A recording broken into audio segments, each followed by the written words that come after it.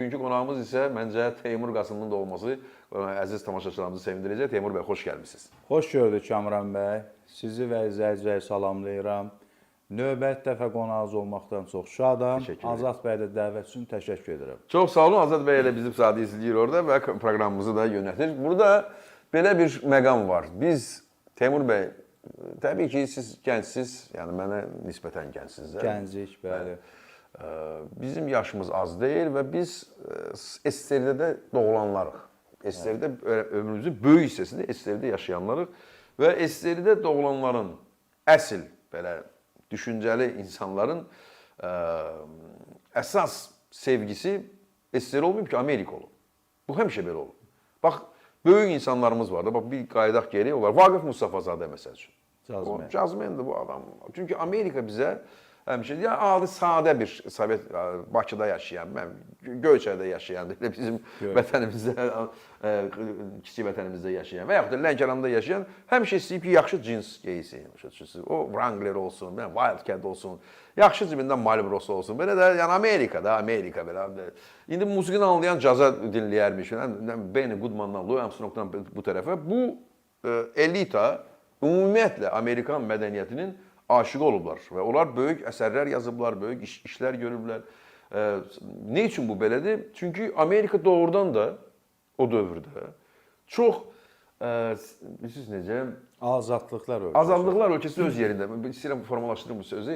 Yəni Amerikanın dövlət başçıları olduqca tarixə düşəcək intellektləri ilə fərqlənirdilər. İstəyirsiniz Reagan olsun, istəyirsiniz hətta o impeachmentə məruz qalan Nixon vardı. Nixon özü sadə adam deyildi. Yəni onların çox böyük. İndi biz Amerikanın belə gülünc vəziyyətini görürük. Mən bəzən tənqid edirlər ki, sən agent deyirsən, bilinəcək, ya artıq bilinir, artıq gözlə. Vitkov 100% agentdir. O Vitkovdur da familiyası da. Bilirsiniz, Rus familiyası da. Orada Vitkov deyirlər ona. Vityokdur. O 100% buranın agentidir.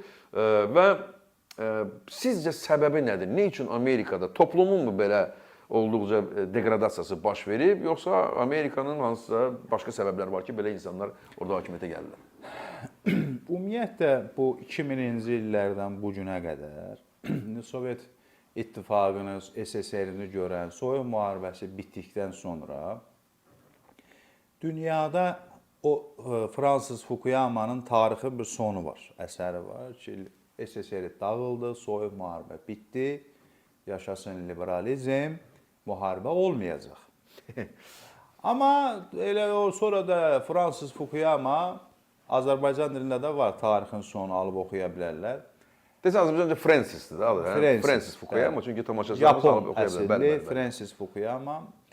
Sonra amma özü bir məqalə yazıb 95-ci ildə ki, yox, bu mən səhv eləmişəm, tarixin sonu deyilmiş, müharibələr davam edir. Həmin ərəfə nədir? Balkanlarda müharibə gedir, etnik müharibələr gedir. Sonra Samuel Huntington var. Ömrü boyu Pentagona yaxın bir adam olub. Henry Kissingerin müəllimlərindən sayılıb. O məktəb Hans Morgenthau onun tələbəsi olub. O da dedi ki, mədəniyyətlər toqquşması. Və bu mədəniyyətlər toqquşmasında Rusiya, Ukrayna var, biz varıq, Türkiyə var və s. Və nəticə etibarı ilə bu tarixin sonu mədəniyyətlər toqquşmasından gələn nəticə bu oldu ki, dünyada qəribə hadisələr baş verməyə başladı və ən önəmlisi də bizim sizlə növbəti axır dəfədə müzakirə siyasi sistemlər degradasiya uğradı, ideologiyalar məhv oldu və liderlər çöktü, yoxdur liderlər. Siz Amerika Birləşmiş Ştatlarını mənə elə gəlir, Barack Obama'nın dövründən də götürəndə. Bəli, oradan başlayır. Bu proseslərin, adını çəkmədim, sadəcə razıyam. Bəli, olmasının demək səbəbkarlarından, bahislərlərindən biri. Ümumiyyətlə liderlər məsəl üçün yoxdur. Məsələn, mən Tony Blair'in dünən Yossaqaycın bioqrafiyasını oxudum, bitirdim. Maraqlı bir fikirlər deyil, İslam dünyası ilə bağlı. Bu günlərin Trump və Trump kimi insanların iqtidarda olmasının səbəbləri çoxdur. Amma bugün diqqət edirsinizsə, özünüz də arif insansınız, belə insanlar populizm, məsələn, ən çox populist siyasətçilər Latin Amerikasındadır. Ən çox sosializm quracaq dırnaqarası oradadır. Trump və Trump kimi iqtidara gəlməsinin əsas səbəblərindən biri budur ki, ideologiyalar, dəyərlər sistemi çöküb. Tamamilə razıyam sizinlə. İnstitutlar Deidiyalizasiya gedir. Bəli, bəli. yoxdur. Adını çəkdiyiniz Reaganın, Nixonun, digərlərinin bir dəyərləri vardı. Kennedy'nin fərqi yoxdur, səhv düz. Amma Trump İdeoloji əqidələri var. ideoloji əqidələri var. Mən biznesmenin, iş adamının siyasətlə məşğul olmasının əleyhinə deyiləm. Amma biznesmen iş adamı bilməlidir ki, siyasət tamam fərqli bir şeydir. Siyasət tamam bir söz sənətidir. Elon Musk gördünüz nə günə qaldı, biabırçı bir vəziyyətdədir. Budur. Amma Ki, hansız ki, Elon Musk'ın ağlına heç kimin şübhəsi yoxdur. Dahi bir insandır. Amma siyasət tamamilə... məhv elədi onu. Vitkov bina tikəndi, Trump'ın neçə illik dostudur. Developerdir, Bir bəli. yerdə maliyyə, bina tikiblər, batıblar, qalxıblar. Biz dedik də ki, dövlət departamenti sıradan çıxarılıb, indi Trump'ın özəl müşavirləri Tom Barak, Vitkov, Çelov, bunlar elə ortalıqda gəzirlər, danışıqlar aparırlar, müəyyən fikirlər bildirirlər. Bugün bu popülistlərin iqtidara gəlməsinin, Trump və Trump kimi insanların, özü Amerika Birləşmiş Ştatlarında bu bir faciədir ki, bir lider yoxdur. Hə, Amerika Birləşmiş Ştatları digər dövlətlərə baxanda, nə bilim, ölkələrə baxanda, cəmiyyətlərə baxanda müəyyən belə siyasi institut sistemi oturmuş bir cəmiyyətdir. Amma mən çıxır liderlər. Məsəl üçün, deyir, indi demokratlara bir xanım namizəd olacaqmış, parıldayır, yavaş-yavaş oldu. Var mı belə bir şey? Hə, New York'un merinin adı bu təzə seçilənin ki, sosialist, müsəlman, kommunist ideoloji məxsus olan New York'un bir Amerikada. merisi. Bəli, özü Amerikada, Amerika Birləşmiş Ştatlarında da anadan olmayan bir adam. Bəli. Və bir insan Fantastik biabırçılıqdır. fantastik biabırçıdır. Trump nə qədər əleyhinə danışdı olmadı. Və məsələ nədir? Bugün dünyanın siyasi sistemində, dünyanın qlobal problemlərindən, beynəlxalq təhlükəsizliyi təhdid edən məsələlərdən biri hal-hazırda müharibələrdir. İkinci su müharibələrdir və üçüncü miqrasiyadır. Bugün ən çox da müsəlman ölkələrindən, İslam ölkələrindən miqrasiyanın, immiqrantların çoxalması, müharibələrin baş verməsi, yoxsulluq və digər artması və günü-gündən ölkələrdə Amerika Birləşmiş Ştatları kimi və digər ölkələrdə miqrantlara qarşı bir anti-etnikçilik, bölücülük, nifrət, kin usul və Trump kimi siyasətçilər də bunlardan istifadə edərək hakimiyyətə gəlirlər və səs alırlar. Bugün Trump'ın reytingi çox düşür. Trump müharibə dayandırırdı, artıq Maduro'nu devirmək üçün planlar qurur, artıq əmr verir. Trump gəldikdən sonra bütün ştatlarla düşmən olur. Texasın seçki dairələrini ləğv eləyir, gəh bölür, deyirlər ki, nə edirsən? Miqrantlara qarşı anti fikirlər bildirir. Ona görə də Mənə gəlir ki, o Putin əmrlərini sadəcə yerinə yetirir. Putinlərin əmrlərindən də əlavə biz bir dəfə də demişik. Yəni Amerika Birləşmiş Ştatlarının dərin bir dövlət olan bir dövlətdir. Dövlətçiləməsi var. Pentagonu var, Mərkəzi Kəşfiyyatı var, Ağ Ev var. Müəyyən dünyada yeganə tək bir dövlətdir ki, o beyin mərkəzləri ilə idarə olunur. Beyin mərkəzləri ilə hesablaşır. Azərbaycanda məsəl üçün beyin mərkəzləri var. Dövlətin tabeliyində olan beyin mərkəzi xaric bir düzəmənli, bir güclü bir beyin mərkəzi də yoxdur və yaxud da varsa da dövlət ondan nə öyrənir, bilmir. Amma Amerika Birləşmiş Ştatlarında bir sistem qurulur. Bununla aparılır. Ona görə də Trump'ın və Amerika Birləşmiş Ştatlarında Trump'ın iqtidarda olması ümumiyyətlə bizim sizlə əsasla Rus-Ukrayna müharibəsi və digərləri üçün yəni əndazə planlar yığır. Qəzzəyə bütün beynəlxalq əsgərləri ora qatmaq istəyir. Nə bilim, bunu belə eləyir, digər məsələ eləyir. Və mən bir məsələ deyim ki, Kamran bəy, əmrlərindən əlavə Putin Trump'a ələ salır. Bu faktdır ki, yəni bu son indi bu yəqin ki, buna da girəcək bu 28 il. Gələcək elə mən oradan Ona görə də mən sözünüzə qüvvət, bu əsas sizin sualı siyasətşünasların araşdıra biləcəkləri daha savadlı, daha detallıdır. Amma Amerikanlı bir alimdən sualı sizə verir. Minnətdaram. Amerikanlı bir Harvard Universiteti, bir də Kolumbiya Universitetinin iki alimi bir yazıb, yaxşı bir kitab yazıb ki, Amerikada demokratiya yarası bitib. Niyə demokratiya ölüb? Bugün Trump kimi adamlar hakimiyyətə gəlir. Hə, bugün Biden administrasiyası... Amma o da demokratiyanın fəsadıdır. Yəni Yəni elə adamların hakimiyyətə gəlməsi də, yəni o mükəmməl bir cəmiyyət yaratmaq üçün demokratiya təbii ki mütləqdir, amma demokratiya özü mükəmməl deyil. Liberalizm Churchillin sözüdür də, dünyada demokratiyadan ən pis yoxdur, amma başqa yaxşısı hələ səsini icad edəməmiş. Tapaq, bəli, icad edək. Ona görə də Trumpın Amerika Birləşmiş Ştatlarında iqtidarda olması, prezident seçilməsi, Amerika Birləşmiş Ştatları böyük bir dövləti demək, idarə etməsi. Bir təyyarəyə minir, başqa söz deyir. Başqa bir təyyarəyə bir söz verir. Bu müharibəni dayandıracam deyir, Venezuela müharibə ilə eləyir.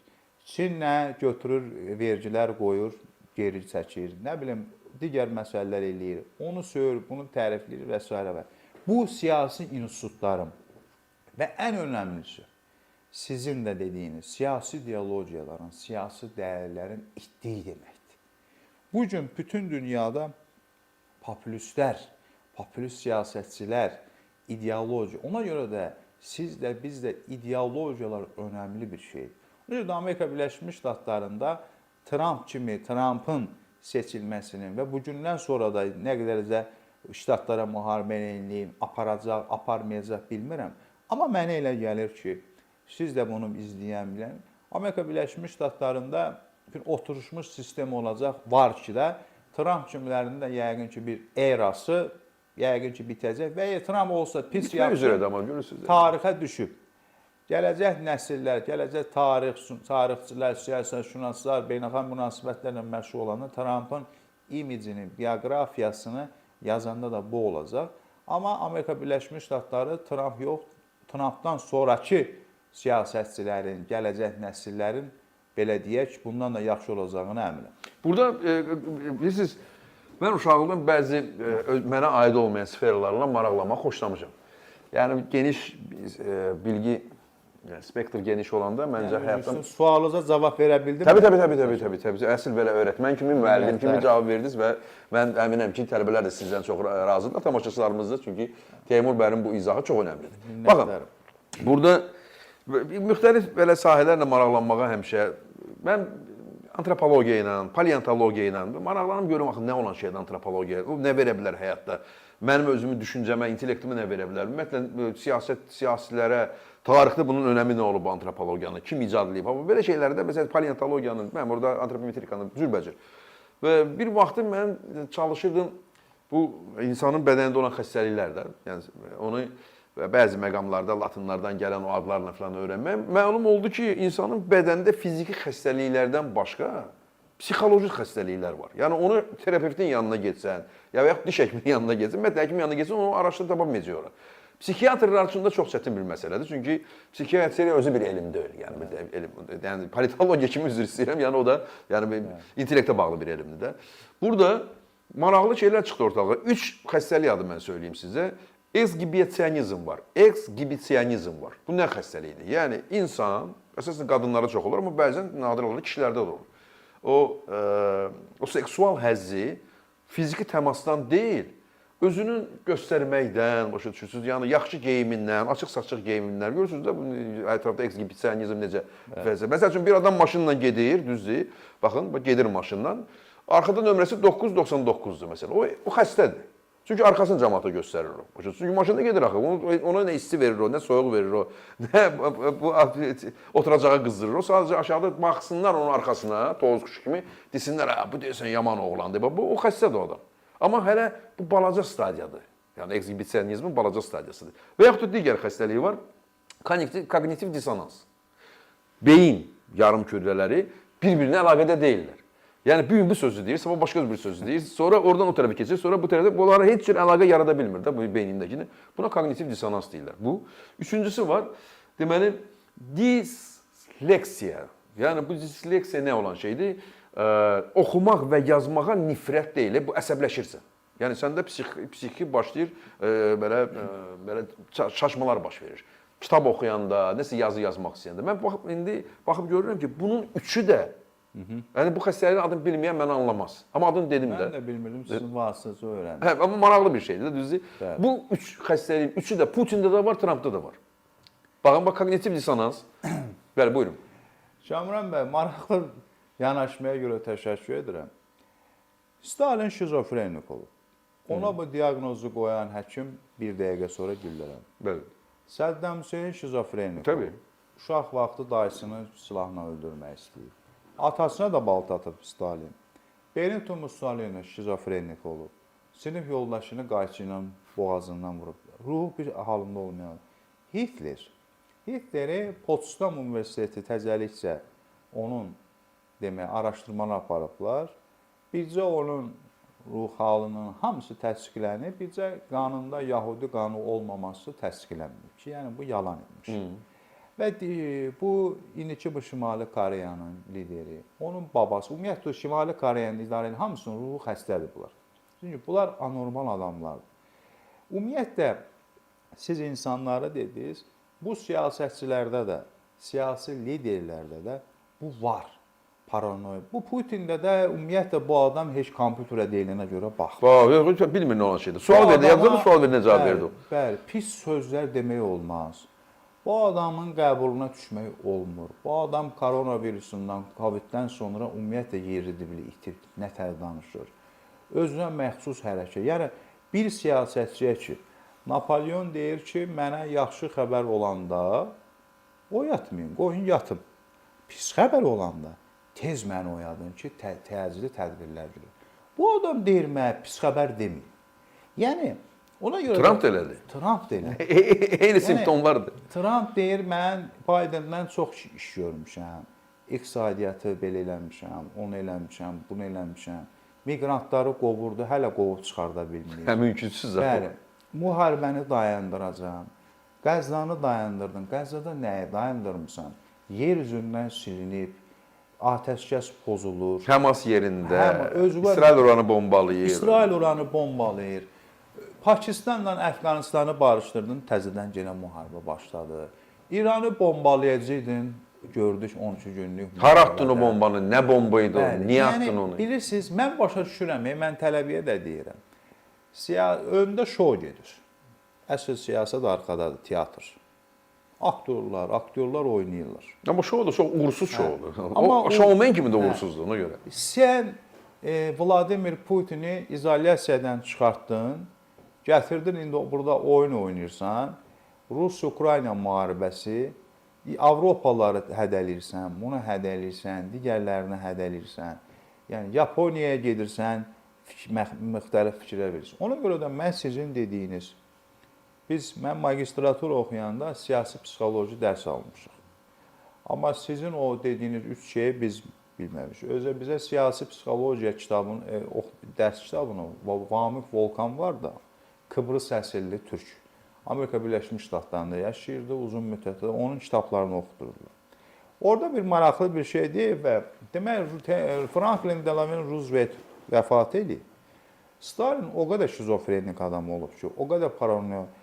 Delano Rooseveltin həyat yoldaşına yazıb ki, bəs sizə başsağlığı verirəm, bəs Allah rəhmət eləsin, məclisdə olan məlumata görə sizin yoldaşınızı öldürüblər. Yəni, bu adamlar şizofrenik, xəstədirlər. Hitlerdir, bulardır, bu Trumpdır. Ona görə də mən sizlə razıyam ki, mən başa düşürəm, siyasət manevr sənətidir. Siyasət başqa bir... Amma manevrin haqqında uğur olmalıdır. Bunun manevrin haqqında uğursuzluqdur. Amma nə dedik? Söz sənətidir və az öncə də dedim, siyasətşünaslar, tarixçilər, beynəlxalq münasibətlərlə bunu zaman gələcək yazacaq. Trump da tarixə qeyri-ciddi bir adam kimi düşəcək. Amerikan xalqı seçib, hörmət eləməliyik, amma Amerikan xalqı da lidersizlikdən Trump'ı seçdi.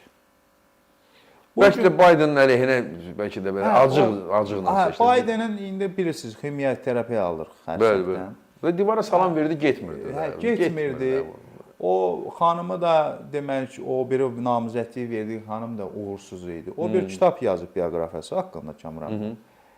Və mənim Biden məni dedi, axıra kimi müdafiə eləmədi. Belə bir söz işlədim. Amma buna baxmayaraq həmişə onu hörmət eləyəcəm. Yəni, bu zaman olub, Kamala Harris də o. Kamala Harris. Mən inanıram ki, yəni sizin sözdə qüvvət, incə nüansa toxundunuz ki, ümumiyyətlə, hal-hazırda, istər siyasətçilərdə, istər cəmiyyətlərdə, istər Azərbaycan cəmiyyətində, bax, bir özümüzdən danışaq, insanların psixoloji durumlarında problemlər artır günü-gündən.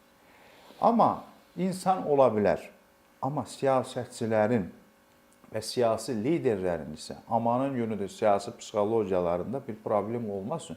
Çünki milləti təmsilçiləridir, milləti öndə aparan və ya irəli aparır, ya uçuruma aparır. Bu gün də Trumpla Putinin elə bir vəziyyətdədirlər. Bu müharibəni kəsəcəm Şükran gününə kimi və s. və ilə. Ona görə də mən sizlə razıyam ki, yəni Trump sol əli əsir, sağ əlinə şişir, qəribə fikirlər bildirir, qəribə fikirlər bildirir.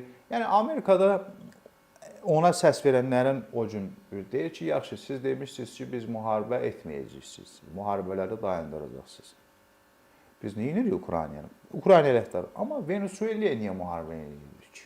Niyə ora ordu göndərməliyik? Niyə mərkəz? Axı siz belə söz verməmişdiniz. Yəni müharibə nazirliyi yaratmaq, adını dəyişib. Bu müdafiə nazirliyi var idi. Bu müəyyən də bir uğurlu idi. Ona görə də sözünüzün son qısası, yəni ümumiyyətlə tarixə baxanda bütün Roma dövründən Kaliguladan, Nerondan bu yana siyasətçilərin siyasi psixoloji portretləri həmişə nöqsan. O siyasətçilərin ki, siyasi psixoloji portretləri düzgün olub, uyğun olub, o millət, o cəmiyyət uğur qazanır, o siyasətçilər də tarixdə qalır. Təbii. Burada indi mən istəyirəm, mən bilmirdim ki, bu üç adını çəkdiyim xəstəliklərin belə, amma əslində belə də olmur. Hər kəs onu oxuyub öyrənməməlidir ki, amma cəmiyyət onu bilsə daha yaxşı olar. Çünki siz dediyiniz kimi cəmiyyətdə həmən o psixoloji xəstəliklər olan adamlar çoxdur. Amma onlar dediyiniz kimi siyasətçi deyirlər deyənə cəmiyyətə o qədər ekshibisionist nömrəsi elə olsun və yaxud da qadın harasınca açsın, göstərsin və ondan da həzz alsın, hətta seksual həzz alsın. Bundan düzdür, cəmiyyət əziyyət çəkəcək, amma daha siyasətçidən çəkdiyi əziyyəti çəkməyəcəklər. Bəlkə də cəmiyyət ondan həzz alacaq ola bilər. Bir əziyyət çəkməyəcək, bir satıcıdırsa və yaxud da bir şey. Və digəri, gəlin üçün adını deyim ki, tamaşaçılarımız, əziz dostlar, qardaşlar, əvvəla like şərisi tıxlayın ki, daha çox insan bizə eşitsin. Bir nəfər, 10 nəfəri dəvət edəcək. Mən bu üç xəstəliyin indi çox önəmli, olduqca önəmli bir informasiyadır. Çünki siz onu hansı siyasətçidə hiss eləsəz, biləcəksiniz orada böyük faciə olacaq. Baxın, üçün adını çəkim, siz internetdə, bugün şükür Tanrıya internet var da, Google böyük icaddır. Başqa axtarış saytları var, amma Google 21-ci əsrin ən böyük neməti. Ən böyük nemətidir və bizə bilgi gətirən, bizə... Baxın, ekshibisionizm yazın və oxuyun. Görəcəksiniz ətrafda nə qədər ekshibisionizm görəcəksiniz. Bu bir. Ki, mən indi deyirəm, bu üç xəstəlik Putində, həm də Trumpda da var. Özünüz müşahidə edə bilərsiniz ki, Trump bilirsiniz də, hər gün üzünü o şey edir, bilirsiniz də, o gündən qaralmış, belə bürünc rəng aldığını, o gündə deyil, bütün gün təyyarədədir, o qapıdan da orada müsahibə verir də. Bəli, o qapıdan, hər gün onu düzəldirlər, saat bilirsiniz, hamısı ki, o qadınlar o çıxanda, qışqıranda ondan o həzz alır. Siz belə, bu hər şey göz önündədir. O birisi də kablukun aldırır ki, boyu hündür olsun, sonra qadınları oturur yanında, onlar da spasiba, Vladimir, spasiba, görürsünüz orada həmən o həzz alır. İkinci, ekshibisionizmi dedim, ekshibisionizm, bu biridir. Kognitiv dissonans, bu beyinlərin yəni əlaqəsi pozulması. Və üçüncü, baxın, disleksiya, axı leksiya sözünü yadda saxlayın, disleksiya yazın. Orada da yəni ki, istənilən mətn oxumaqdan, nəsə yazmaqdan əsəb belə kriz keçirmək. Mən indi gəlirəm həmən o 28 punkta, bu 100% həmən disleksiyanın nəticəsidir. Əminəm ki, onu Trumpın önünə gətiriblər. 28 bənd, bir-bir onları oxumalısan, düzdür. O deyir, necədir o? Çünki oxusa əsəbləşəcək, o işini oxumur. O 28 bənd, onlar deyir ki, əladır. Rusiyadan gəlib, Vitkov da deyir ki, əladır. Zelenski də qol çəkəcək ki, bir yoxlayaq da, bir yoxlayaq görə. Müharibə də deyir, müharibə dayanır, aparın çıxardın ortalığa və biabırçılıq oldu. Çünki disleksiyası var deyənə. İndi Avropa və Ukrayna birlikdə cavab orada bəndləri veriblər. Bu cavab bəndləri, siz onu istəyirəm araşdırasınız və bizə deyəsiniz ki, bunun nəticəsi nə olacaq? Yoxsa nəticəsiz qalacaq, hər şey olduğu kimi davam edəcək. Var olun. O üçüncü dediyinizə Amerika Birləşmiş Ştatlarının prezidenti olub Lyndon Johnson. Bəli. Kennedy'dən sonra. O həmin elə adam olub. Nə yazıb oxumağa səbr olub və ən Amerika Birləşmiş Ştatları prezidentləri içində o qədər uğursuz bir adam olub ki, Milli Təhlükəsizlik müşavirələrini dinləməyib, qovurmuş. Yəni axırda da biabır olur. Xəstədir də, o xəstəlikdir. Yəni o adamın O üçüncü bax, o Lyndon Johnsona necə də uyğun gəlir. Disleksiya, Nə bəli. oxumurdu, nə müşavirlərinə qulaq asmırdı. Elə ikinciyə də aid idi. Beyni də uca getmişdi. Vyetnam müharibəsi idi, bataqlıq idi. Hətta qızının sevgilisi belə Vyetnam müharibəsində idi. Qızı deyirdi, sevgilim oradadır. O bax nə gözəl dediniz var. Lyndon Johnson eyni o 2-dən 3-ə aiddir ki, o nə qulaq asmırdı, nə bir şey eləmirdi. Mən sizə bir məsələni deyəcəm ilk kitab olaraq.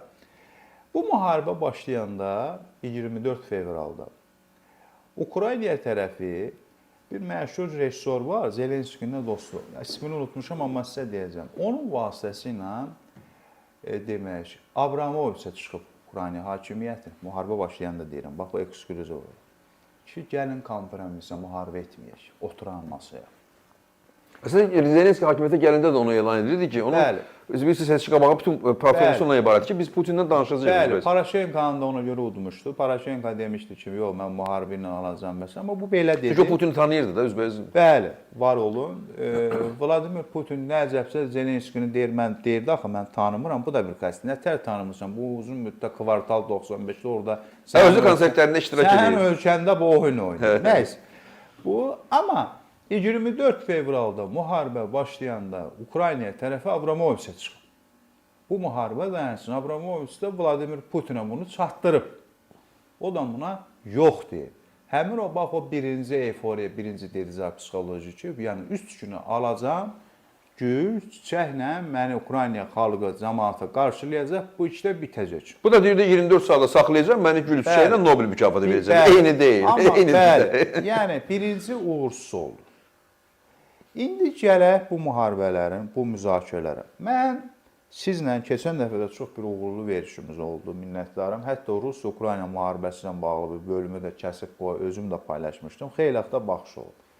Mən bir də təkrar edirəm.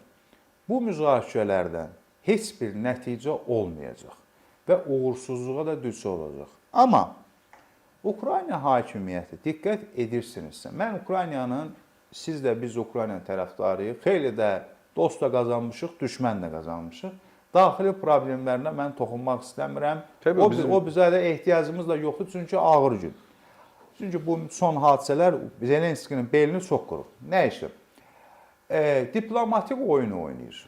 Xoşum da gəlir. Yəni, vaxtıdır. Bütün müzakirələrdə Ukrayna tərəfi diplomatik oyunlar oynayıb, vaxtıdır. Çünki bütün müzakirələrdə, diplomatik görüşdə, yəni o masada olan sənə, hamısı Ukraynanın əleyhinə olub. Mən indi də deyirəm Kamran bəy, Franklin Delano Roosevelt Stalinə məktub yazırdı. Mənim Stalindən də xoşum gəlmir. Amma tarixdən ibrət götürmək lazım. Gəl görüşək. Gəl görüşək. Stalin həmişə yox deyirdi. O zaman Stalin masaya oturdu ki, SSR xalqı, SSR-in qəhrəman xalqı içində Azərbaycanlılar müharibədə U dönüş edib qalib gəldi. Masaya Stalin güclü oturdu. Mən də bunu üsüldü deyirəm, təkrar-təkrar. Nə olur olsun, Ukrayna hakimiyyəti bu masada həmişə güclü oturmalıdır. Güclü oturması üçün də müharibədə uğurlar qazanmalıdır. Varmı? Var. Amma daha da güclü olması üçün. İndi gələk bu 28 maddəyə. Birincisi, keçən dəfə də mən sizə dedim ki, Avropalılar bir sülh müqaviləsi hazırlayıblar. İngiltərə, demək, Fransa, Almaniya və NATO ilə birlikdə başlayır. Ümumiyyətlə, İngiltərənin indiki hakimiyyəti, bax, diqqət edin. Mən Blair deyir ki, mən ona görə uduzdum ki, biz çox Amerika ilə yaxınlıq elədik. İndiki İngiltərənin hakimiyyəti İstanbul, Amerika Birləşmiş Ştatlarına yox, Avropanın təhlükəsizliyi baxımından yaxınlaşır. İngilislər həmişə deyib ki, Avropanın təhlükəsizliyi Amerikadır. Çünki bu ənənəni Churchill qoyub, o gətirib. Amma indi vəziyyət dəyişilib. Çünki bu Trumpın həm də İngiltərənin əlində bir fürsət düşüb bu Rusiya məsələsində. Bir sülh planı hazırlamışdılar. Özü Ukraynanın xeyrinə. Xeyrinə budur ki, Ukraynaya torpaq, ərazi bütövlüyü verməyəcək, güzəştə getməyəcək. Sonra birdən-birə bizim sizlə bu son bu gündə bir 28 maddəlik plan ortaya atıldı. Bu plan, Kamran bəy, sənmi deyim, bu plan haqqında da qəribə fikirlər var. Çünki Mark Rubio o gün dünən senatora deyib ki, senator demokratlara yaxın. Bəli, senator telefonla deyib onu. Yəni var olun. Yəni mən nə siz nə biz o telefondan iştirak eləməmişik bilmirik. Senator da deməz ki, telefonla danışmırsa Rubio haqqında. Beynəlxalq münasibətlər, siyasətlə məşğul olan, siyasət analiz aparan adamlar oxuyur, maraqlanır, təhlil edir. Və mən neçə gündə bunu oxuyuram, analiz təhlil edirəm. Burada çox qəribə fikirlər səslənir. Yox, siz nə dediyini deyin ki, tamaşaçılar bilsinlər, onlar araşdırmayıblar. Rubio deyib ki, bu qardaş bizim planımız deyil. Moskvadan yazılıb göndərilib. Moskvadan yazılıb bu plan. Senator da deyil, çıxsın, təsdiq də olunmayıb. Bu bir. Ondan sonra araşdırdılar ki, hətta Google Player'də onu tərcümə edir. Çünki ingiliscəyə dilində çox savadsız yazılıb o. Çox. Ruscadan birbaşa tərcümədir o mətn. Gülməli o maddələri bilmirəm, oxumusunuz, oxumamısınız. Avropalılar Ukraynanın ordusunun artırmağını deyir. Bunlar 600 min deyir. Referendum keçirdərsən NATOya üzv olmamaq üçün ömürlük yox deyərsin. Burada ən gülməli nədir? Gör bu o Ukraynanın enerji resurslarını Amerikan şirkətləri istifadə edir. Bu güzəştin bu. Yəni mən bu planın Rusiya tərəfindən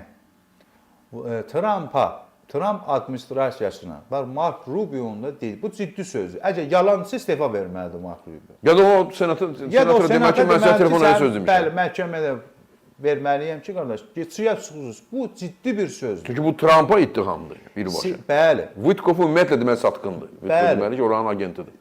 Əgər xatırlıyorsunuzsa bir daha, bizim keçən verişimizdə Macaristanda ani görüş təxirə salındı. Bəli. Özü Trump özü çıxdı dedi ki, daha mən oraya gəlməyəcəm çünki o danışmağı bəli, təxirə salındı, görüş olmadı. Bir dənə özünə Vladimir Putin nümayəndə təyin edib. Bu adam Stanford, Yale, haraları oxuyub, maliyyəçidir. Bəli. Bunu da deyirlər ki, Sergey Lavrovdan sonra xarici işlər naziri olmağa bir namizəd bir adamdır. Nə yaxşı olar. Amma bu iqtisadçıdır, iqtisad alimidir. Bunun işi ancaq merkantilist dövlət maraqlarından diplomat deyil. Lavrov da elə güclü diplomat deyil. Yox, nisbət var da, nisbət. Hə, o akademik, professional diplomatdır. Amma bu ancaq iqtisadi maraqlardır. Mən o şeyi də oxuyanda Kamran bəy ki, müharibə bitsin, Ukraynanın neftini, nə bilim, yeraltı, yerüstü, Amerikan şirkətlərisi demək burada alverci edib. Bunu Rusiya tərəfi təklif edib. Sən nə oldu? Buradan qərbi qovursan, Amerikanı qovursan, onu qovursan, təzdən bu planda da yazırsan ki, burada gəl yaxşı, yeraltı, yerüstü sərvətləri istifadə, Amerikan şirkətləri istifadə eləsin. Yəni, burada qaranlıq məsələlər sonra. Sonra Cenevra müzakirələrindən sonra, yenə bu Mark Rubio yoldaş, çıxdı dedi ki, vallahi dedi, bu müzakirələr, bu dünən deyib də, müzakirələrdə müəyyən uğurlar var, amma hələ Şükran günündən sonraya da qalıb. Yəni, bu nə deməkdir? Və tez də Zelenski gəldi cənab Erdoğanla görüşdü. Düz Erdoğan sayılmış dünən Vladimir Putinlə danışacaqmı? Yəqin olmayıb, bəlkə bugün danışılacaq. Yox, məncə danışıb telefonda. Bu haqda bir məlumat yoxdur. Hə, yox, yəni mən Türkiyə mətbuatını özə bu efirlərdə aşağıda rəy yazanlar sizin bizi savadsız Türkiyə qəzeti. Mən Türkiyə mətbuatını və sizin baxmadığınız, oxumadığınız yerlərdə oxuyuram və o efirlərdə danışanların bir çoxu da müəllimim və şəxsən də tanışdığım da var. Buna görə də bilmədiyiniz şeyləri danışmayın. Yəni bu yoxdur. Amma tez Zelenski gəldi ki, bizə kömək edir. Amma burada yenə Avropalılar demək dikdir. Mən bir sözlə deyim, G20-də Almaniyanın baş naziri 5 dəqiqəlik müsahibə verib, Döçəvelliyə. O özü belə tərəddüd edir ki, bu 28 maddə nədir? Mən o kişi Almaniyanın baş naziri. Bizdən də məlumatlı, bizdən də bilikli bir insan. Təbii, yəni, o adam belə deyir, bu nə maddədir, biz bilmirik. Birinci, biz bunu müzakirə eləməliyik. Bu maddəni kim yazır? Yəni, bildirmirlər ki, bu kim yazır. Ona görə də Trump bu 2025-ci ildə yenə tez bitirib, 2026-ya Nobel, o birinci dediyiniz var ha, bax o Nobel xəstəliyinə də tutub Trump. Yəni, Nobel alın, Nobel al da, Barack Obama da aldı Nobel, nağardır ki. Hala Yasir Ərəfat da Nobel alın. Belə düşəndə Tony Blair demək ki, bəli, Yasir Ərəfat da alıb, İzak Rabin də alıb. Tony Blair'e düşürdü. Adam İrlandiya Respublika ordusunu zərərləşdirsə sülh elədi. Yəni bu 28-li maddə təsdiq olunan kim Rusiya tərəfi yazıbsa, bu təsdiqlənir. Və yaxud da Trump özü sizin dediniz ki, yazın kimsə bir şeyin. Çünki bu adam gələndən bürokratik sistem çöküb. Profesional diplomatlar yoxdur. Amerikanın Birləşmiş Ştatlarının bir diplomatiya nənəsi var. Profesional diplomatları var. Özdə onların səfirləri belə pensiya təqaüdə çıxandan sonra həmin o beyin mərkəzlərində qalıb işləyirlər, dövlətə yön verirlər.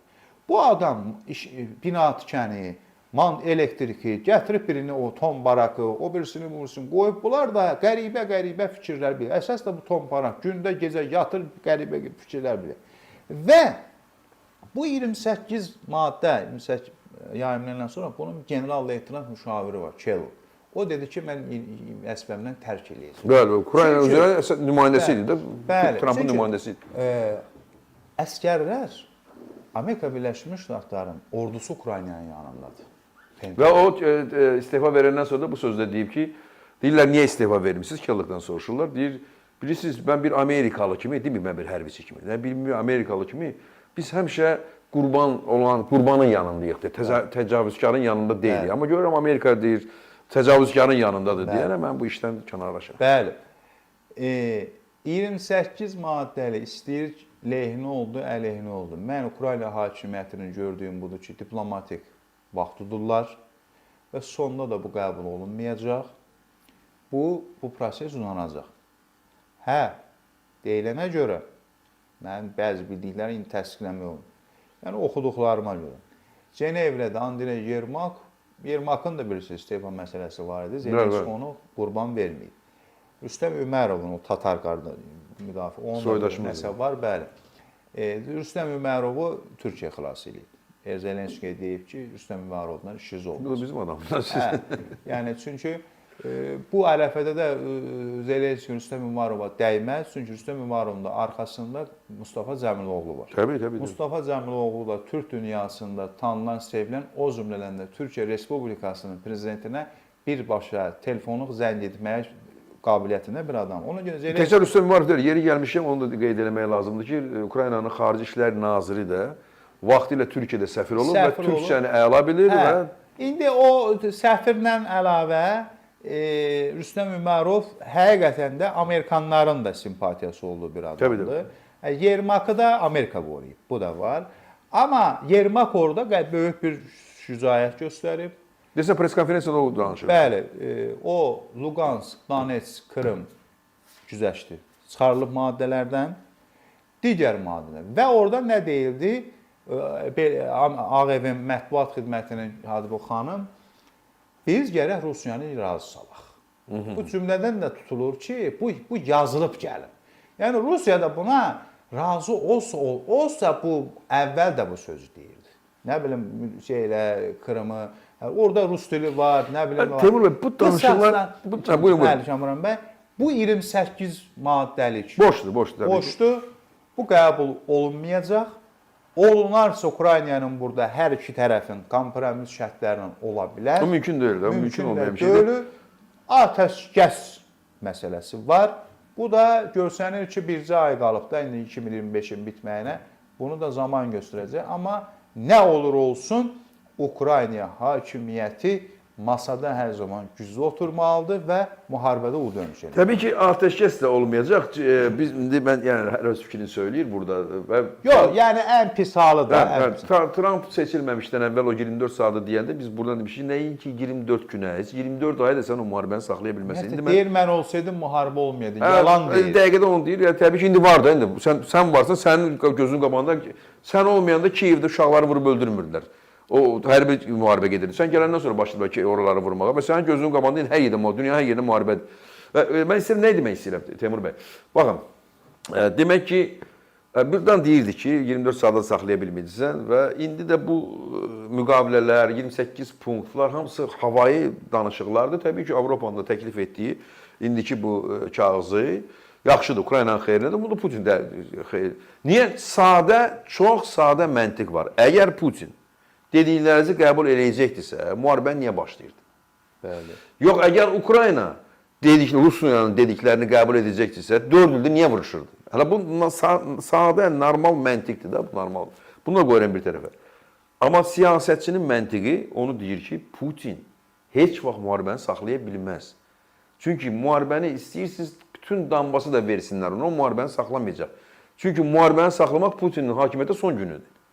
Axırıncı günüdür onun. Yəni müharibəni bu dəqiqə dayandırsa, o 1 milyonluq ordunun geri qayıtması, içəridəki iqtisadiyyatın o halda olması, içəridəki siyasi və digər ölkələrlə münasibəti, bütün dünyadakı olan ölkələrlə münasibəti, heç o ancaq müharibəni saxlayıb o müharibəni başqa yerə keçirə bilər. Ya Qazaxstana, ya Pribaltika, ya da bu tərəfə. Əsasən Moldova. Və ən böyük də mən güman edirəm, onun üçün deyirəm ki, bizə bəzən deyirlər, gəlin Ukraynadan danışır, bizdən danışmırlar. Biz də deyirik ki, hə, düydük, ay taxtabaş. Ukraynadan danışanda biz özümüzdən danışırıq. Çünki Ukraynada Rusiya müharibəni saxlasa bizim üstümüzə cumacaq. Və onun işi ancaq Qafqazda alınmayıb, burada məğlub olub. Ona görə bütün danışdıqlarımız ancaq bizim haqqımızdadır. Sən beynin xırdadır deyənə baxma da bizə, qardaş, get orada, nə bilim, Azərbaycan televiziyasının özəl kanallarını aç, orada bax gör kim kimi ərə gedir, kim kimi şey, ondan danışlar.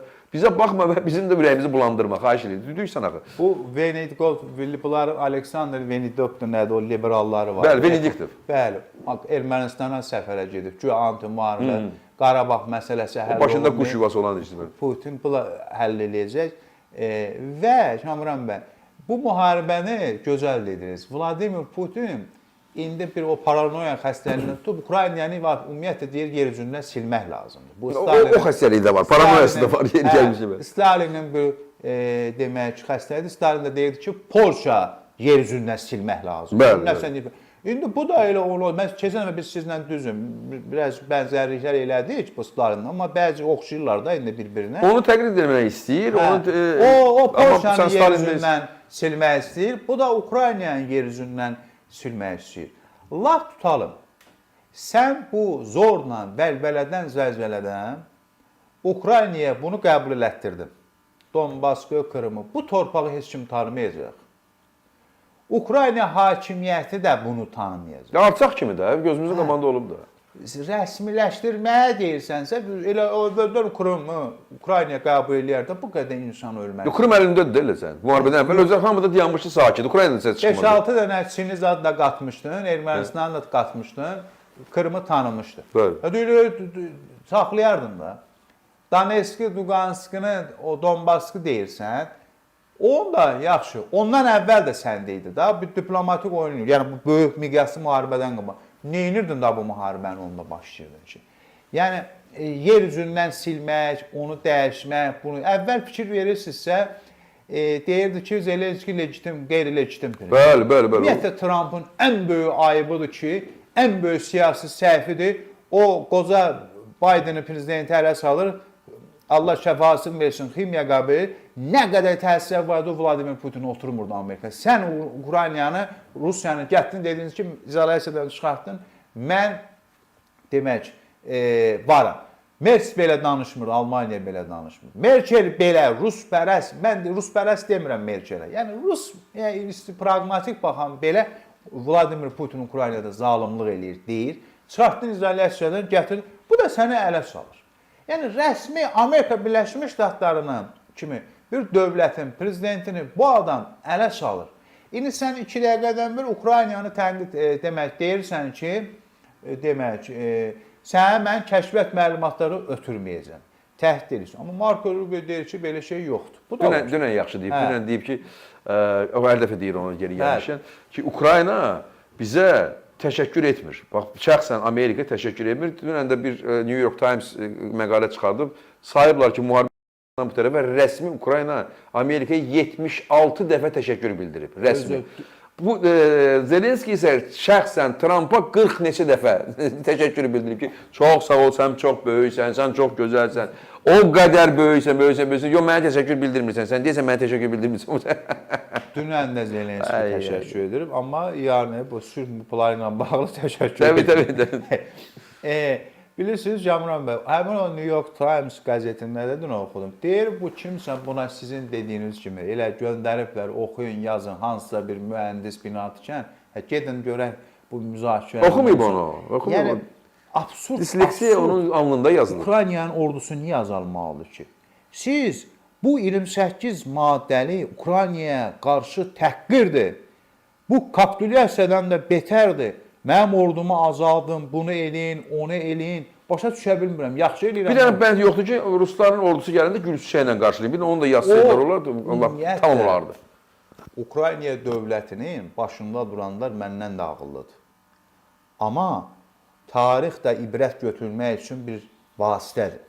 Bu təhlükəsizlik zəmanəti sözünü ümumiyyətlə Ukraynalılar gündəmindən çıxartmalıdır. Bunu müzakirə sizə heç kim təhlükəsizlik... Yox, bir dəfə oldu da Budapeşt vermişlər də, Amerikada vermişdi, Fransada vermişdi, Rusiyada vermişdi, nə oldu? 94-cü ildə Budapeştdə həmin o məlumat. Bəli, bəli, mən onu deyirəm.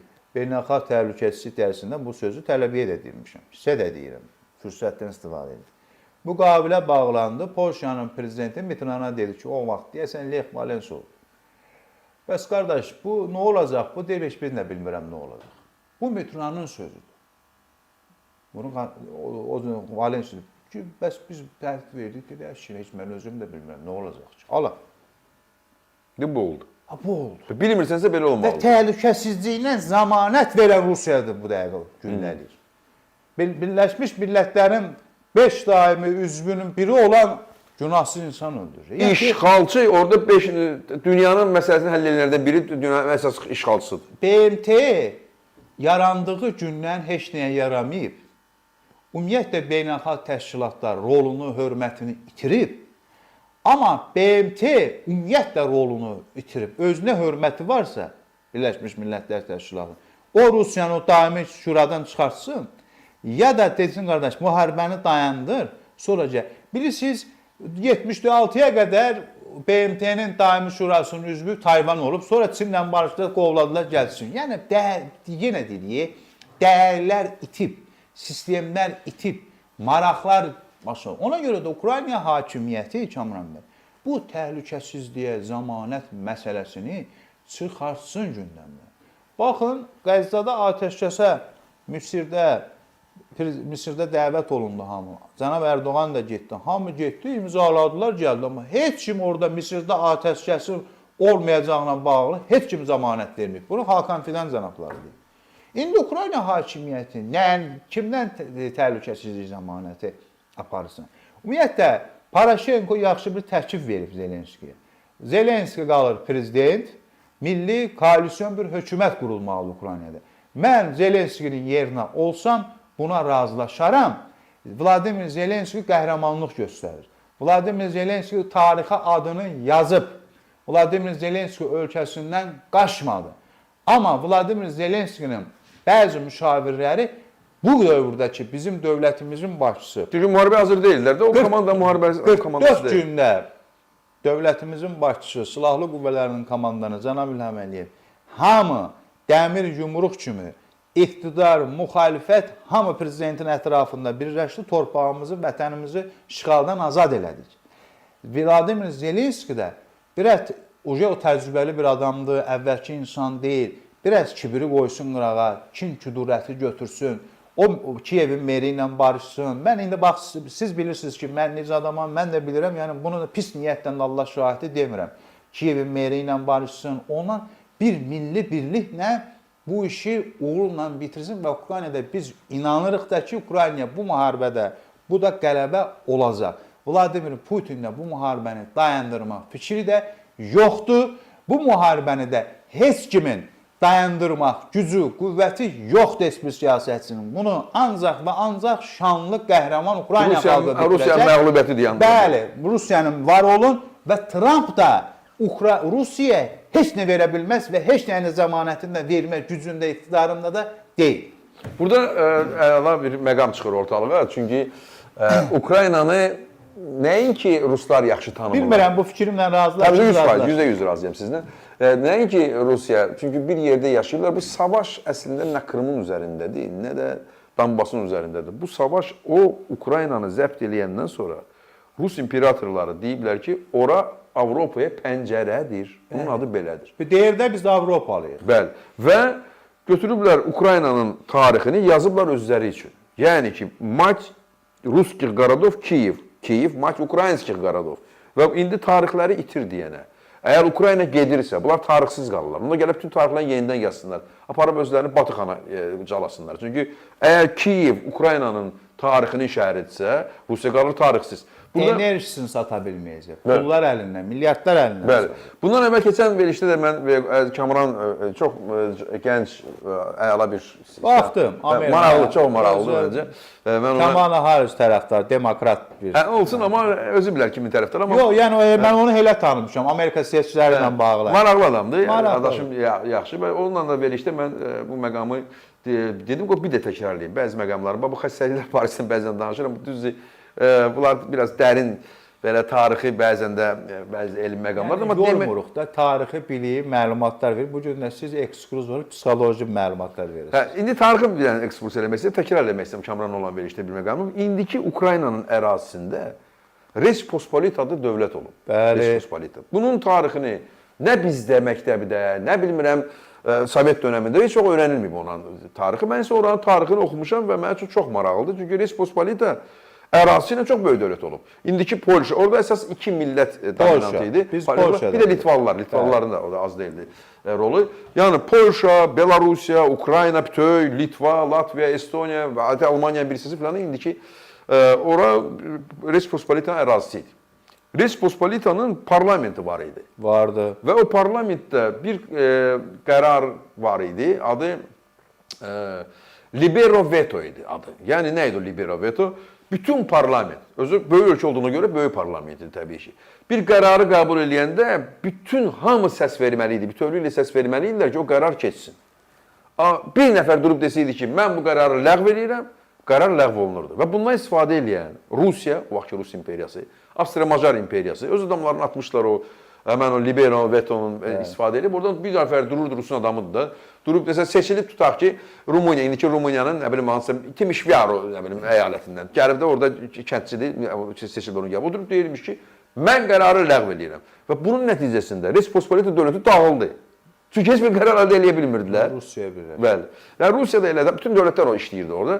İndi də Avropanın, bax NATO da həmən Respospolita kimi, həmən o qərarı Libero Veto orada, ona görə ora dağılacaq. Macaristan, bir nəfər Macaristan, Çexiya. Yəni həmən modelləndirlər də. Avropa Birliyi də həmən modeli davam etdirir. Yəni bir ölkə durub desə ki, yəni bütünlüklə bu demokratiyanın əsas üstünlüyündadır ki, çoxluqla da, yəni səs çoxluğu ilə də bir nəfər durub desə ki, yox, əminəm ki, o NATO-nun da içində Rusun dövləti var deyə Macaristandır bir gün düzdür. Həmən Libero Veto'dur da. Həmən yəni girdikləri quyuya Avropa niyə? Çünki bax bayaq dediyiniz kimi o siyasi kriz nəticəsində Avropa dövlətlərinin başına gələn həmən siyasətçilərin öz tarixlərindən xəbəri yoxdur. Öz tarixlərinə. Bax nə o Merkel bilirsiniz keçmiş Şərqi Almaniyanın yetirməsi idi. Bax indi baxın o Makrona. Mən əminəm ki, siz bu Makronu bax gəlin otuzdurun üzbəyüz. Makronu qoyuram bir tərəfə, əminəm ona. Bax bu da sizin yerinizə Trump gəlsin, otursun. Mən ona sual versəm ki, siz Chamberlain hərəkətini yenidən təkrar edirsiniz. O deyəcək Chamberlain kimdir? O Chamberlain tanımır. O ümumiyyətlə tarixə nifrət eləyir. Tarixlə maraqlanmır və gəlib siyasətlə məşğul olur. O adamın Azərbaycan dilində birinci prezidentliyindən əvvəl seçilməmişdən qabaq proqramı var. Nəşriyyat var, adını çəkmirəm, orada kitabı var. Onu alıb hamı oxusa, o sözünüzə qüvvət, o adamı necə də savadsız, necə dünya intellektual, dünya görüşü olmayan bir adam olduğunu mən elə şübhələnirəm ki, o kitabı o yazıb. Çünki Ramiz Lekevdə Şah İsmailov Şah İsmail haqqında kitab yazmışdı. Və mən əminəm ki, deyəsən Trump onu ala bilər, özü kimi savadsızda kiməsə verir. O kitabların yazanlar indi onun əleyhinə söyür. Bu da bir faciədir. İndi də Trump'ı söylər, həmən kitabı yazan deyən orada. Ən yaxın adamları söyürlər. Kitabın yazanlar indi onu söyür. Bu da bir biabırçılıqdır. Bu adam ancaq pul axtarır. Pul. Koreyalılara deyəcəm ki, sizin hərbi baza saxlayıram, pulun sən verərsən. Yapona deyəcəm ki, kartiyayı saxlayıram, pulun sən verərsən. Bə nə oldu? Sən ona buna deyirdin ki, nefti Orban gəldi, dedi ki, yoldaş Trumpla, indi mən onu yoldaş deyirəm. Cənab Trumpla hər şey əladır. Cənab Trumpa dedim ki, valla mən Rusiyanın neftini almağa davam eləyəcəm. O da dedi, sağ olsun, anlayışdır. Bə nə oldu? Orban səndən ağırlı siyasət. Bu kognitiv dissonansdır. Deməli sən bütün ölkələrə deyirsən ki, alsan, bax indi Hindistana filan sənə burada tarif qoyacağam. Heç kim Rusiyadan neft almamalıdır. Amma Macarıstan Avropanın gözünün qabağında deyirsən ki, Macaristana bax icazə verir. Bax bu dissonansdır da, bunun adı kognitiv dissonansdır. Bu Orban Ukraynalı qaçqınları, müharibədən qaçanları Ukraynalı Macaristandan qovmaq istəyir. Bu adamın bir pis günü də olar da, hamının bilmək olmaz kimlə sığortalanıb. Sən 56-cı ili deyəsən unutmusan Macaristan. Xalq unutmaz ya ola bilər. Bilirsiniz, mən Orada müxalifət güclüdür. Məncə gəlin vurmaq amma hissedəcəyəm. bacara bilmir, nəsə bir şey, həmin Orban Rusun pulu ilə də bu. Rusun pulu ilə də əlavə yaxşı populist və dər verir. Yəni bir düşmən yaradır, nə bilim bir şey yaradır. Günəllərim Şamran bəy. Bu Almaniyadakı alternativ partiya var. Soçda peyda olublar bunlar. Rusiya. Bunlar miqrantlara qarşıdılar hamısı. Müsəlmanı, Suriya, hamının bu ölkədən qovaq Almaniyada. Və bunların günü gündəmdə hər seçkidə səs faizi qalxır.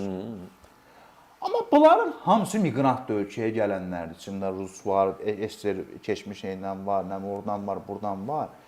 Baxırsan ki, yəni Vladimir Putin Rusiyada boş dayanmır ha. Bu Slovakiya dedicə bu kişi. Onlar onu ayılamazlar. Respospolitadakı dedi, mən üstünmürəm. Qərarı ləğv edirlər. Bu da oradadır. Litvada, Estoniyada.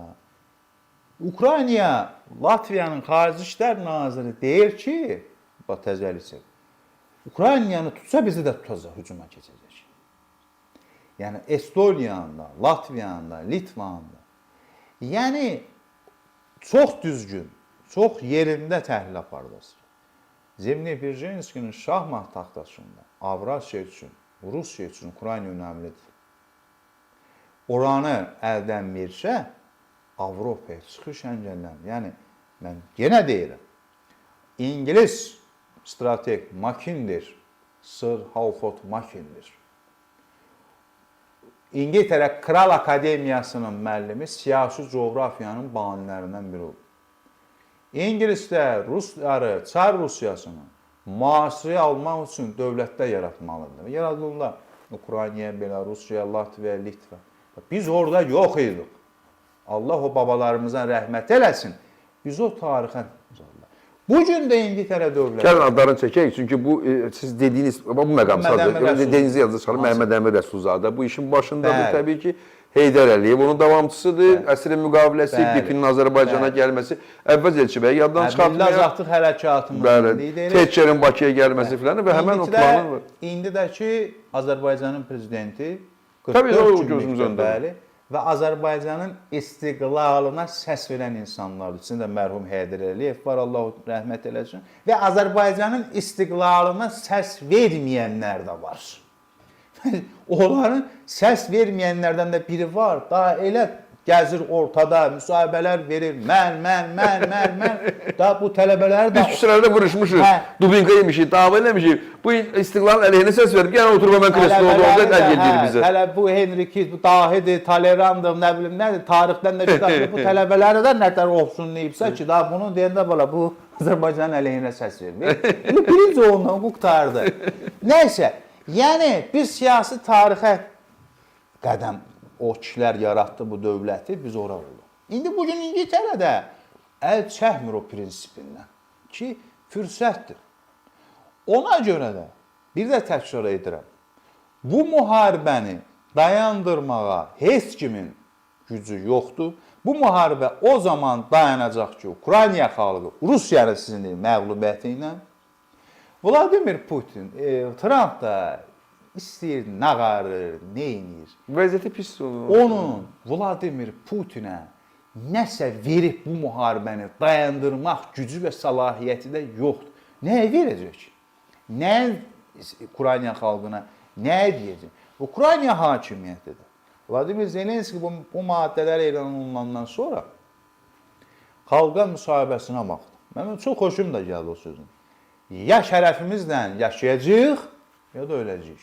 Yox, öləcək demədi. Dedi, ya biz şərəfimizlə yaşayacağıq, ya şərəfimizi itirməliyik, ya da ən əsas müttəfiqimizi itirməliyik. Bəli. Yəni Amerikanı itirməliyik ya da şərəfimizi itirməliyik. Təbii ki, Şərəf. Ukrayna xalqı şərəfini seçəcək. Şərəf. Şərəf. İsrail də silah tapırdı, heç kimdən hamı bir təhər yaşayıb bu. Amma şərəfini itirən müttəfiqini də itirir, özünü də itirir, ailəsini də itirir, hər şeyini itirir. Şərəfini itirdinsə, sən şərəfsizsənsə, bütün dünya səni şərəfsiz kimi tanıyır da. Burada nə var ki bu? Sadə. Yəni Zelenski doğrudan da Dahiyana müraciət etmək. Və Vladimir Zelenski də ən önəmlisi də ömür boyu öz bioqrafiyasına bu damğanı vurması. Ona görə də bu müharibələr, bu əlbəttə gümansız. Teymur bəy, nəinki vurması? Bunlar Ukrayna düz qiymətləndirmirlər. Ukrayna prezident parlament respublikasıdır. Əgər Zelenski orada qol çəksə belə, o parlament onu o saat çıxarıb tullayacaq o qırağa parlament. Və parlament rada qəbul edir orada. O parlament nə qədər də Zelenskinin, xalqın xidmətçilərin fraksiyası çox olsa da. O mənasızdır. Amma və bir də bu məsələdə o mənasızdır. Burada təbii ki, Ukrayna xalqını, millətini, hakimiyyətini milli birliyə çağırmaq lazımdır. Mən şəxsən də bu fitnə, fəsadı etməmək və bununla birlik olub da bu müharibə belə deyək. Yəni Ukrayna atəşkəs demirsən, ola bilər, amma heç bir güzəşt deyil. Ən önəmlisi Azərbaycan Respublikasının prezidenti Cənab İlham Əliyev çox gözəl bir söz deyir Ukrayna haqqında. Çox müdrik bir söz. Ukrayna heç bir şeyə razılaşmamalıdır. Heç vaxt işğala razılaşmayın. O cümlə Azərbaycan Respublikasının prezidentinin Ukrayna məsələsində bilirsiniz yəni, ki, sona kimi vuruşmalısınız. Az danışır, düz deyilik. Biz Ukraynaya hər cür dəstəyə veririk. Amma o söz Rusiyanın içində böyük qaynamaya, ona görə o yekə var, o sizin dediyiniz kimi saçdı. Sənin radio bağlayıblar. Ged özünə hörmət elə birinci radio. Alçağın biridir o. Alçağın biridir. Bunların liberali də faşistdir. Hamısı xaricdə oturanlar var ha. Rusiyanın xaricə gəlib, göy yaxşı ruslardılar ha bunlara. Onlar ondan da alçaqdılar. Mən Ceyn arvadı o deyim. Biraz polis Nemsov olub, ondan da görüşən, danışan olub deyib o da. O Navalny arvadına bir dənə baxın, oturub orada. O dəhşətdir. İmperialistlər hamısı. Hamısı imperialistlər. Təbii ki, Nemsovdan mən bir söz deyim. Yəni Nemsovla da oturub, yəni biraz onlara baxanda da biraz stolda oturub. Var idi. Danışa bilərdin Nemsovla ki, belədir, nəsə bir şey olmaz. Politkovska falan var idi onların içində. Amma imperialist Navalny özü də elə. Sonra bir dənə o Brigada serialında oynayan bir aktyor çıxıb təzə, nədir, Sergeylə Merzulov. Sukharukov deyəsən. Ay, sağ olun. Özbək xalqımızı, qardaşlarımızı təhqir eləyib diliniz adını. Özbəklə başa salarlar ona. Almaniyada buraxmadılar deyəsən. Heç ara buraxmırlar, propagandist. Sən nə gündəsən, yəni veliki şovinist, nə veliki rus, nə bilim nə deyə eləyirsə, amma birinci Pyotr gələnə qədər siz Boçkada üzü yuyurdunuz. Siz mədəniyyətdən bir kənar edin. İndi də Azərbaycan Respublikasının bu içində bəzi adamlar var. Bunun qalstuk taxanı da var, qalstuk taxmayanı da var, fəhləsi də var, nə bilim maşın sürəni də var. Rus mədəniyyəti, Rus nə bilim nədir. Yerli və beyninə də mankurtdur var. Və bəzi adamlar da indi şükür kəsilib, yenə arada sırada bəzi adamlar danışır. 44 günlükdə Azərbaycan Respublikasının şanlı ordusu, əskəri, ali başkomandanı, xalqı birlikdə, Türkiyəli qardaşlarımız və Pakistanlılarla birlikdə bu torpağı. Türk bayrağı altında gediblər hamısı. Azərbaycan və Türk bayrağı altında. Azərbaycana Vladimir Putin Qarabağzat qaytarmayıb. Ən azından o şəhidlərə ruhuna hörmətsizlik eləmin. Yəni Rusun da burada heç kimlə, nə siz. Onları o öldürüb. Nəyə ki qaytarmayıb, onları o öldürüb. Əşki Bərdiyə gələcəyiz, raketi mən adım. Siz, mən Rus xalqına düşmənçilik onlardan baxaraq etmirik. Amma Rus imperializminin, Rus faşizmin, mənim millətimi kimliyindən, irqindən etdik. Kim aşağı baxacaqsa, mən şəxsən Teymur Qasımlı o adamlara düşmənəm və bugündən sonra düşmən olacağım.